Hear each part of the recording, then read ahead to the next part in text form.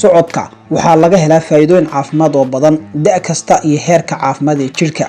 Waxa uu sidoo kale ka caawin karaa ka hortagida cudurrada qaarkood iyo xitaa cimri dheeraynta qofka. Socodku waa bilaash in la sameeyo, waa mid ay sahlan tahay in lagu jaangooyo hawl maalmeedkaaga. Waxa kaliya oo aad u baahan tahay waa inaad socodka ku bilowdo kabo ku habboon socoshada. Gubidda kalooriga socodka ayaa ka caawin kara inaad gubto kalooriga dheeraadka ee cuntada. Kaloori gubista waxay ka caawin kartaa inaad ilaaliso ama lumiso miisaankaaga, kan oo qayb ka ah kor u qaadida caafimaadka jidh ahaan iyo maskax ahaanba. Gubista kalooriga dhabta ah ayaa ku xidhnaan doonta dhowr arrimood oo ay ka mid yihiin xawaaraha socodka, masaafada aad socotay, dhulka aad ku soconayso iyo miisaankaaga. Wadnaha socodka ugu yaraan 30 daqiiqo maalintii 5 maalmood usbuucii waxay yareyn kartaa halista cudurrada wadnaha ku dhaca 40%. Daraasado ayaa hoosta ka xariiqay in khatarta wadna xanuunku ay sii yaraan karaan xitaa markaad kordhiso muddada ama masaafada aad socotid maalintii. Tan ayaa muhiim u ah caafimaadka iyo badqabka wadnaha. Sonkorta dhiigga lugayn gaaban kadib cunista ayaa laga yaabaa inay ka caawiso hoos u dhigista sonkorta dhiig wareegga.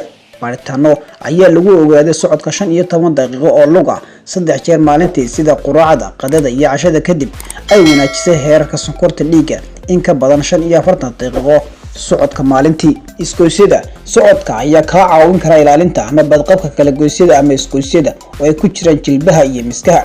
Taasi waa sababta loo soo jeedinayo in qofku uu socdo maalintii si uu kaaga caawiyo saliideynta iyo xoojinta murqaha taageera kala goysyada ama isgoysyada. Socodka sidoo kale wuxuu faa'iido u leeyahay dadka la nool xanuunada ku dhaca isgoysyada si loo yareeyo xanuunka. Dhanka kalena socodka 5 ilaa 6 mayl usbuucii ayaa sidoo kale ka hortag u ah arthritis ama rheumatism oo ku dhaca isgoysyada. Difaaca jirka socodku wuxuu yareyn karaa halista aad ugu jirtid hargabka ama durayga. Cilmi baadhis ayaa dabagal ku sameysay 1000 qof xilliga hargabka, waxaana la ogaaday dadka socda 30 ilaa 45 daqiiqadood inay muddo yar kaga bogsadeen halka kuwa aan soconi ay muddo ku qaadatay inay kaga reestaan. Isku day inaad gasho socod maalinle ah si aad kor ugu qaaddo difaaca jirka. Tamarta socodku waxa uu kordhiyaa oksijiinta jirka, tan oo laga maarmaan u ah unugyada aasaas ee jirka kuwaas oo tamar siiya jirka. Waxa kale oo sare u qaadi kara heerka maadooyin kala ah cortisol, epinephrine iyo norepinephrine, kuwani oo hormoonada caawiya sare u qaadista heerka tamarta ama awoodda ee jirka. Socodku waa u laga maarmaan si kor loogu qaado shaqada unugyada jirka. Maskaxda socodka ayaa ka caawin kara joogteynta caafimaadka maskaxda. Daraasad ayaa waxay muujisay inuu ka caawin karo socodku yareynta walaaca, warwarka iyo niyad jabka. Waxa kale oo kor u qaadi kara isku kalsoonaanta qofka, waxayna yareyn kartaa astaamaha ka dhex bixidda bulshada. Si aad u hesho faa'iidooyinka samee maalin kasta 30 daqiiqo oo socda ama jimicsi kale usbuucii 3 maalmood. Cimri dhererka waa mid aan la qoray, balse socoshada xawaare sare waxay dheereyn kartaa nolosha.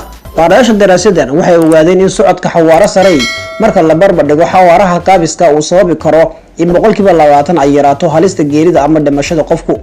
Isla baarayaasha ayaa ku taliyay kordhinta xawaaraha xilliga socoshada ay sare u qaadi karto nolosha iyo caafimaadka qofka.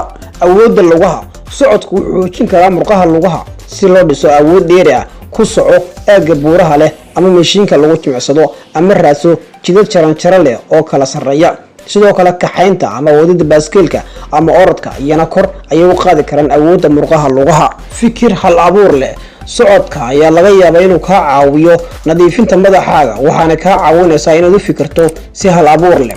Daraasad ayaa isbarbardhig ku sameysay dadka isku daya inay ka fekeraan fikradaha cusub inta ay socdaan ama ay fadhiyaan. Baarayaasha ayaa waxay ogaadeen dadka socodka sameeya inay la iman karaan hal abuur iyo fikrado cusub oo meel mar ah marka loo eego kuwa fadhiga ku fikira. Cilmi-baarayaasha ayaa waxay ku soo gabagabeeyeen in socodku furo fikradaha, waana hab fudud oo lagu kordhiyo hal abuurka isla markaana lagu helo dhaqdhaqaaq jireed isla waqtigaas.